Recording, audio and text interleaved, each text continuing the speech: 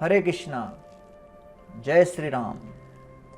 बालकांड के पहले एपिसोड में हमने जाना कि वाल्मीकि जी को रामायण लिखने के लिए क्यों चुना गया था और लव और कुश ने रामायण की गाथा को विश्व भर में कैसे प्रस्तुत किया। आज के इस बालकांड के एपिसोड 2 में हम जानेंगे दशरथ महाराज के इतिहास के विषय में। क्या आपको पता है दशरथ महाराज इतने बलशाली थे कि उनके 353 बड़े सौंदर्यशाली पत्नियां थीं, कल्पना से परे संपत्ति थी, शानदार आलीशान महल थे और एक ऐसा साम्राज्य जो विश्व भर में फैला हुआ था। लेकिन वो पूर्ण रूप से असंतुष्ट थे। 353 पत्नियां होने के बाद भी असंतुष्ट क्यों थे? क्योंकि एक भी सुपुत्र नहीं था। और पुत्र प्राप्त करने के लिए उन्होंने क्या किया? आइए जानते हैं इस रामायण सीरीज के बालकांड के एपिसोड 2 में। तो वाल्मीकि मुनि ने रामायण को 24,000 श्लोकों में 6 पुस्तकों में या कांडों में विभाजित किया। लव और कुश की कथा कौशल राज्य के वर्णन से आरंभ हुई जो सरयू नदी के किनारे था। At the centre of this kingdom was it's capital city Ayodhya. उसकी राजधानी थी जो महान राजा दशरथ का निवास स्थान था। महाराज दशरथ सूर्य या सोलार डायनेस्टी के शिखर पुरुष थे। अयोध्या नाम नगरी तत्रासीत् लोक विश्रुताः मनुना मानवेंद्रेण या पुरी निर्मिता स्वयं।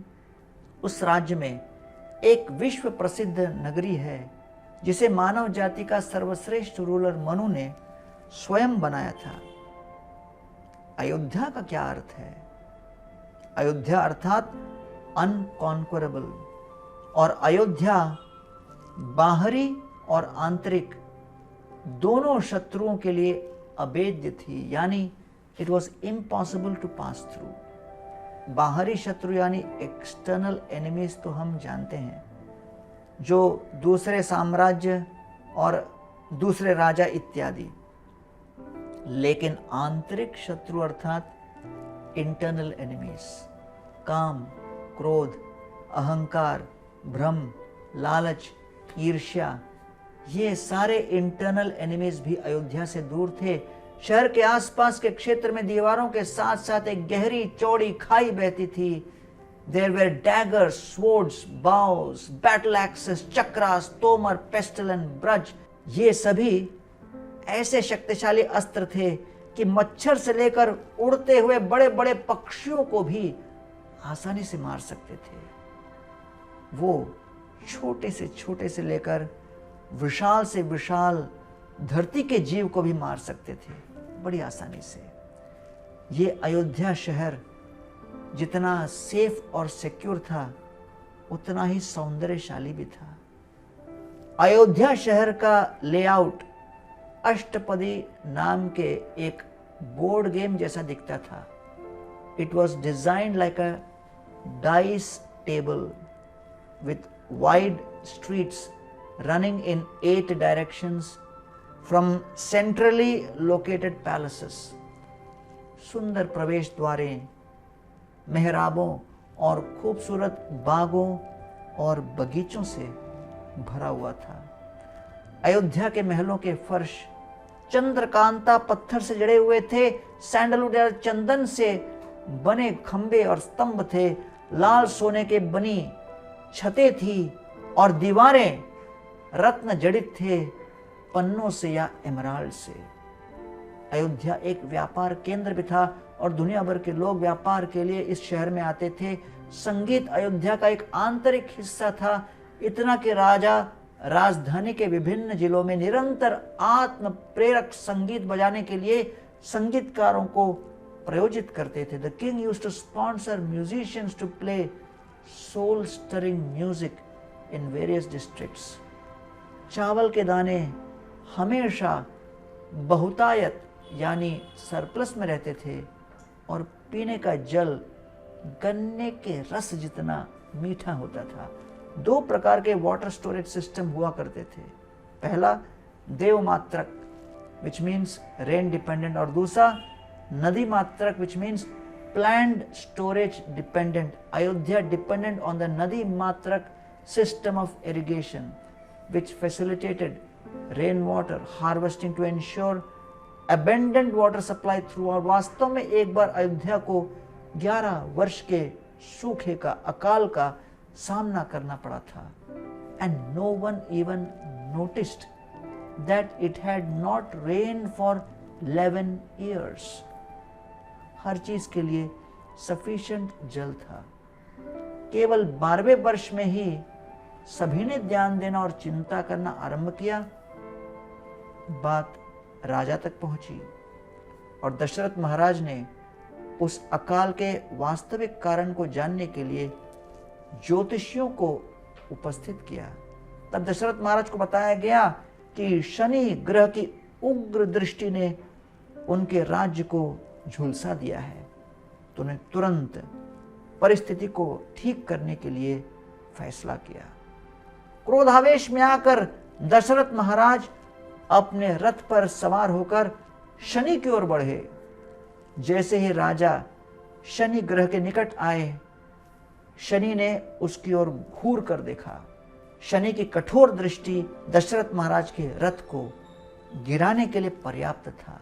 दशरथ महाराज निराश हो गए और अपने रथ पर नियंत्रण खो बैठे। उसी वक्त जटायु नाम के एक विशाल गिद्ध जो वहां उड़ रहा था, दशरथ महाराज की दुर्दशा को देखकर उन्हें पकड़ने के लिए नीचे की ओर से उड़े और जटायु ने अपने पंखों के सुरक्षा जाल में दशरथ महाराज को सुरक्षित रख लिया। रथ सहित दशरथ महाराज जटायु के ही पंखों के जाल में गिर पड़े और सुरक्षित रहे। जटायु इतने विशाल थे कि उनका केवल एक पंख ही दशरथ महाराज उनके रथ को अपने घोड़ों समेत पकड़ने में पर्याप्त था। जटायु ने शनि का मुकाबला करने में दशरथ महाराज की सहायता करने का फैसला किया। जटायु को अपने साथ लेकर दशरथ महाराज एक बार फिर शनि से युद्ध करने पे टूट पड़े। दशरथ महाराज की दृढ़ता डिटर्मिनेशन से शनि प्रसन्न हुए। वे अपनी दृष्टि अयोध्या नगरी से हटाने के लिए तैयार हो गए और अयोध्या में वर्षा पुनः लौट आई।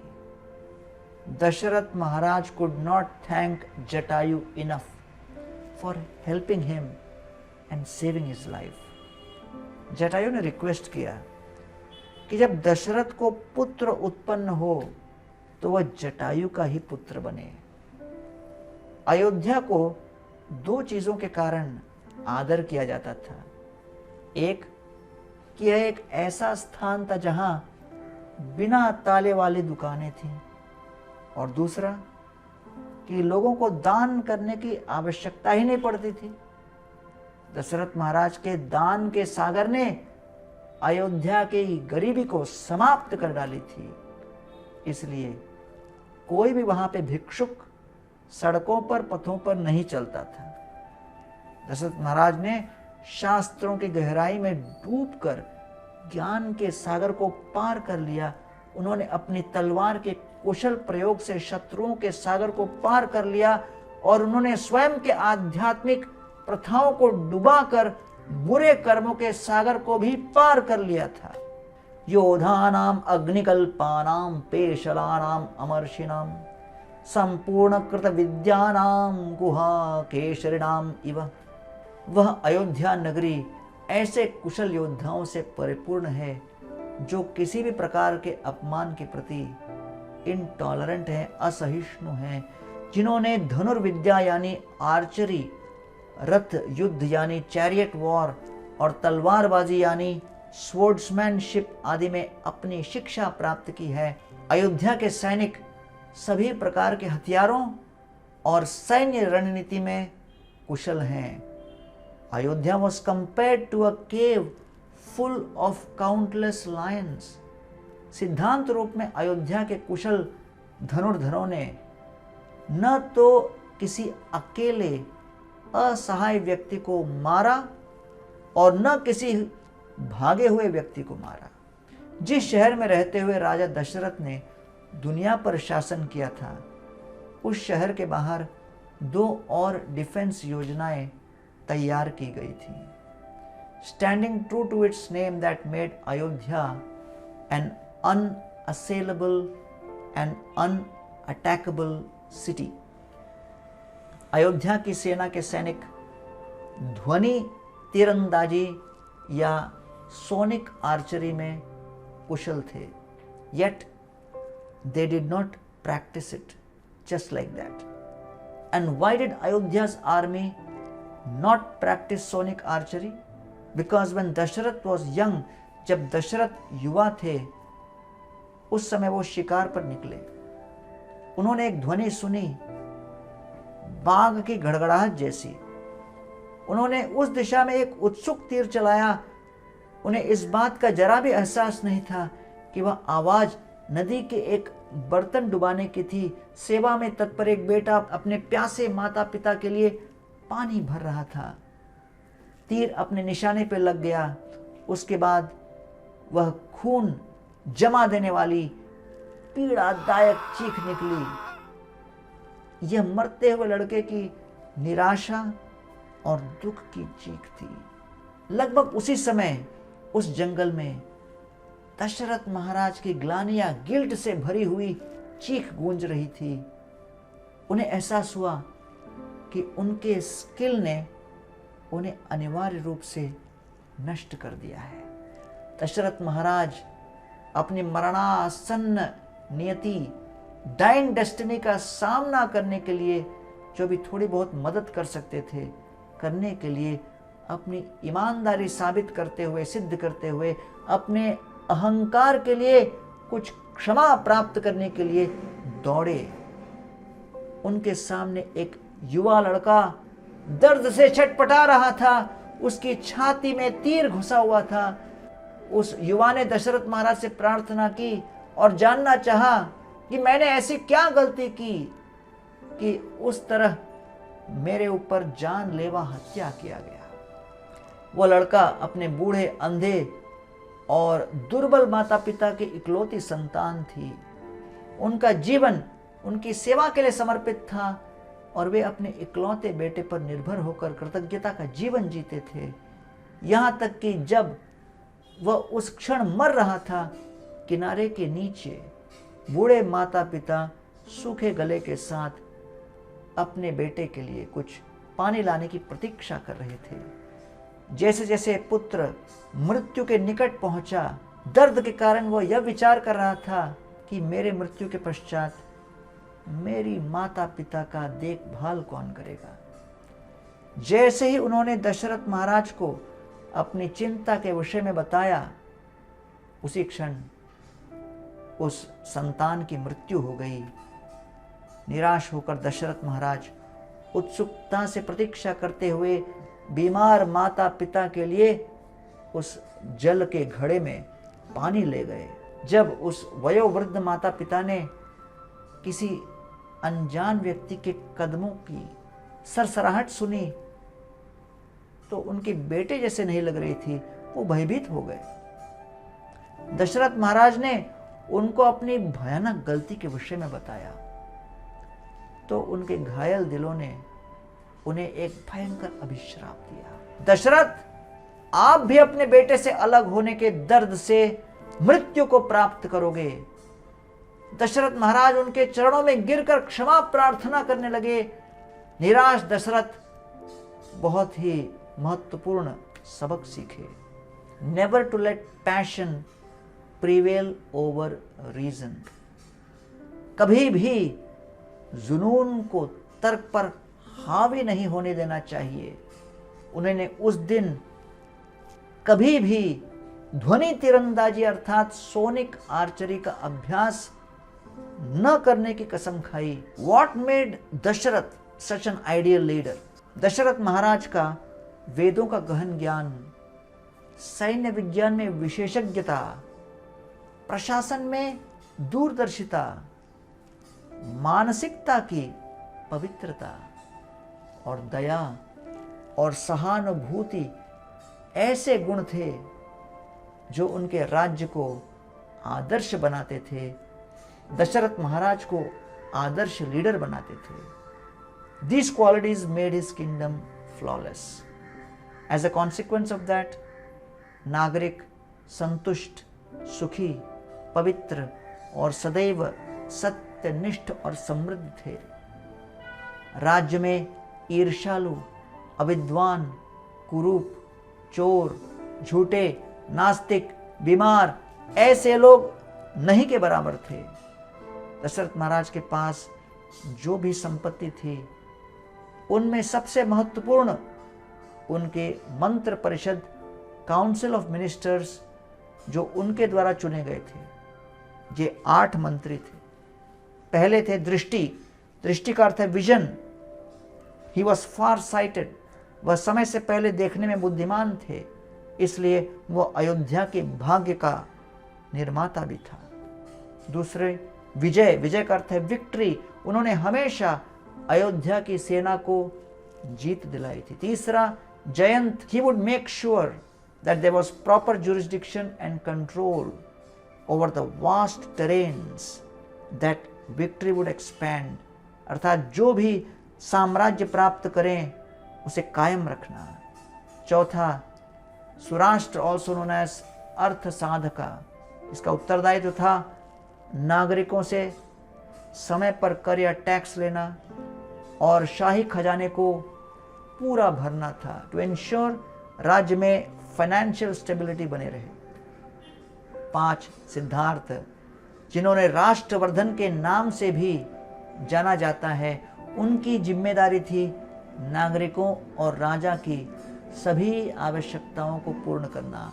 ही knew the art of resource management. छठा अकोपा, जिसे अशोक के नाम से भी जाना जाता है। अकोपा का अर्थ है वो जो ये सुनिश्चित करता है कि किसी को कोई किसी प्रकार का दुख या विलाप न हो। उनकी भूमिका यह सुनिश्चित करनी थी कि कोई भी नागरिक पछतावा न करे, कोई भी नागरिक परेशान न हो और वो अपने दिल की बात कहे without the fear of being misjudged और मिसट्रीटेड। 7वां धर्मपाल, जिसे मंत्रपाल के नाम से भी जाना जाता है। धर्मपाल का अर्थ है धर्म या सत्य के अनुसार मार्गदर्शन करने वाला। वह अयोध्या में नीति निर्माता, पॉलिसी मेकर थे। सुमंत्र, जो कि सबसे बुजुर्ग और बुद्धिमान थे, ही हेडेड द कैबिनेट, वह दशरथ महाराज के विश्वास पात्र थे। मंत्र परिषद में ये 8 मंत्रियों के अतिरिक्त शामिल थे वशिष्ठ और वामदेव, जो धार्मिक विषयों में एक्सपर्ट या विशारद थे। टैंजिबल और इनटैंजिबल संपत्ति के संयोजन और मंत्रियों के समर्थन ने दशरथ महाराज को एक आदर्श, अपराजेय, अनडिफीटेबल लीडर बना दिया था। दशरथ महाराज के पास शारीरिक शक्ति, सुंदर पत्नियां, शानदार महल, फॉलोअर्स जो उनके लिए कुछ भी कर सकते थे और एक ऐसा किंगडम जो दुनिया भर में विस्तारित था। ये सभी वस्तुएं उनके पास थीं, लेकिन वो फिर भी असंतुष्ट थे, क्योंकि 353 पत्नियां होने पर भी उनके पास पुत्र नहीं था। यह है इस जीवन की कथा। सब कुछ हो लेकिन कोई एक वस्तु न हो, मन हमेशा उसका ही चिंतन करता रहता है और इस प्रकार के नालायक चिंतन को ही चिंता कहते हैं। कौशल्या, सुमित्रा और कैकेयी दशरथ की 3 प्रमुख पत्नियां थीं। राजा ने कठोर परिस्थितियों में शेष 350 राजकुमारियों से विवाह किया। एक बार भगवान श्री विष्णु के ही विस्तारित स्वरूप और अवतार परशुराम प्रतिशोध की भावनाओं से विश्व के समस्त क्षत्रियों का नाश करते हुए, उत्पात मचाते हुए भ्रमण कर रहे थे।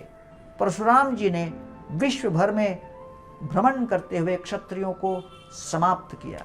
लेकिन परशुराम जी ने व्रत लिया था, किसी विवाह के समारोह में रत क्षत्रिय का मैं कभी वध नहीं करूंगा। तब दशरथ महाराज ने देखा कि जब भी परशुराम जी आक्रमण के लिए वहां आते, दशरथ महाराज तुरंत एक विवाह करने लगते, क्योंकि उनको पता था कि ये विवाह या मैरिज ही हमारे लिए परशुराम के अगेंस्ट इंश्योरेंस है। दशरथ महाराज को मार सकते थे परशुराम, लेकिन उनको विवाह में बैठा हुआ देखकर 350 बार परशुराम जी ने दशरथ महाराज को क्षमा किया, और इस प्रकार दशरथ महाराज को 350 पत्नियां प्राप्त हुई। पुत्र प्राप्ति का एक उपाय था अश्वमेध यज्ञ, लेकिन उस अश्वमेध यज्ञ में एक भी गलती का परिणाम गंभीर होता था। सुमंत्र ने बताया कि बहुत पहले महान ऋषि सनत कुमार जी ने भविष्यवाणी की थी कि दशरथ ऋष्य श्रृंग के साथ यज्ञ करेंगे और फिर दशरथ प्रतिष्ठित पुत्रों को प्राप्त करते हुए पिता बनेंगे। सुमंत्र ने ऋष्य श्रृंग के महानता के विषय में बताया। अंग के महान राजा का नाम था रोमपाद महाराज। दशरथ महाराज के बड़े प्रिय मित्र थे। दशरथ महाराज की पुत्री का नाम शांता उन्होंने रोमपाद महाराज के हाथ गोद दिए थे, यह मानते हुए कि भविष्य में उनसे पुत्र होगा। एक बार रोमपाद महाराज का राज्य सूखे से प्रभावित था। कुछ महान ऋषियों ने सलाह दी कि ऋष्य श्रृंग अगर उनके राज्य में कदम रखें तो वर्षा अवश्य होगी। ऋष्य श्रृंग का नाम इसलिए था क्योंकि उनके श्रृंग की भांति कुछ हॉर्न्स थे, सींग थी। ऋष्य श्रृंग अपने माथे पर एक सींग लेकर पैदा हुए थे। हालांकि ऋष्य श्रृंग को राज्य में कदम रखना आसान कार्य नहीं था, क्योंकि उनके पिता विभंडक जी ने भौतिक जगत से उन्हें बहुत दूर रखा था। इसलिए ऋष्य श्रृंग को किसी भी शहर में प्रवेश करना लगभग असंभव था। कठोर वन के जीवन का उनको पूरी तरह से अभ्यास था। ऋष्य श्रृंग को एक महान ऋषि बनाने के लिए उनके पिता विभंडक जी ने उन्हें हर प्रकार के लग्जरी से, आराम की जिंदगी से, महिलाओं से, अच्छे भोजन से भी दूर रखा था। इसलिए रोमपाद महाराज ने अपने मंत्रियों से ऋष्य श्रृंग को अपने राज्य में प्रवेश करने के लिए एक चतुर योजना तैयार करने के लिए कहा। मंत्रियों ने विचार किया कि ऋष्य श्रृंग के पिता विभंडक जब वहां से दूर कहीं जाएं, उस समय उन्होंने कुछ फीमेल्स को मेल सेजेस के रूप में ड्रेस कराकर उस ऋषि को आकर्षित करने के लिए भेज दिया।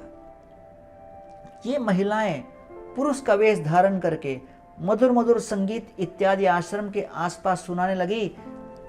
बेचारे ऋषि श्रृंग को पता नहीं था कि ये ऋषि तुल्य वस्त्र पहनकर आए हुए लोग वास्तव में नारियां हैं। उनके साथ जंगल में घूमते घूमते व्यवहार करते हुए विचार कर रहे थे कि मैं इनके प्रति इतना आकर्षित क्यों हो रहा हूं। लेकिन तब तक इन नारियों ने उनको मिठाइयाँ और हर प्रकार का स्नेह और मीठे मीठे शब्दों से उनके हृदय को द्रवित किया। भोले ऋषि श्रृंग ने सोचा कि भाई मैं इनका संग प्राप्त करता रहूं। पिता के लौटने का समय हुआ तो फिर सारी नारियां वहां से उनको गले लगाकर आश्रम से बाहर चली गईं। लेकिन उन नारियों के जाने के पश्चात ऋषि श्रृंग उन नारियों के संग के पश्चात कुछ खोए हुए लग रहे थे। He was emotionally disturbed and he was filled with sadness because of separation from them. निरंतर उन महिलाओं के विचार में डूबे रहते थे। ऐसी अशांति का अनुभव उन्हें प्रथम बार हुआ।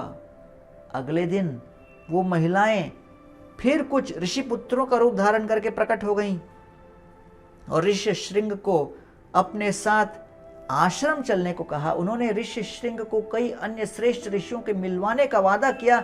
ऋषि श्रृंग उनके साथ चलने लगे और उनका आश्रम वास्तव में एक चलती हुई नाव थी। तो ऋषि श्रृंग चलते चलते तुरंत रोमपाद महाराज के राज्य में पहुंचे और जैसे ही ऋषि श्रृंग महाराज रोमपाद महाराज के अंग प्रदेश में जैसे ही स्पर्श करते हैं, अचानक आसमान में मेघमंडल छा गए और मूसलाधार वर्षा होने लगी।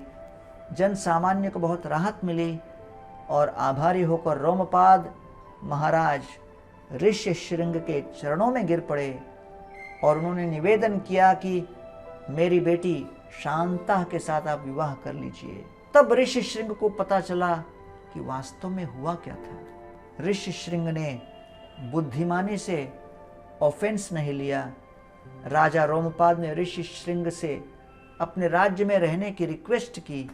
सुमंत्र ने दशरथ महाराज को याद दिलाया कि शांता अंततोगत्वा तो उनकी अपनी ही बेटी थी और इसलिए ऋष्यशृंग भी तो उनके दामाद जैसे ही हुए।